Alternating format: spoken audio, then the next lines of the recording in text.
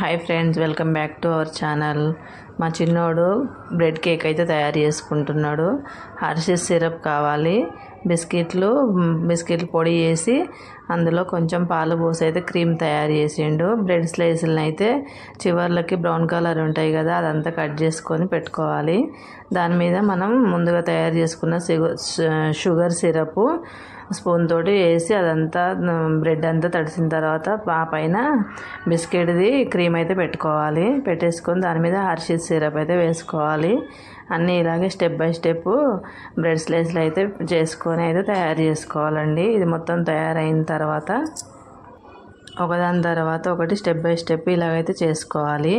4 వరుసలు అయితే పెట్టాడండి. అదంతా పెట్టిన తర్వాత ఆ పైన ఇంకా మిగిలిన బిస్కెట్ క్రీమ్ ఉంటుంది కదా, ఆ క్రీమ్ అంతా పెట్టేసి ఆ పైన డెకరేషన్ కోసం అయితే బిస్కెట్లు చిన్నగా ముక్కల్లాగా కట్ చేసి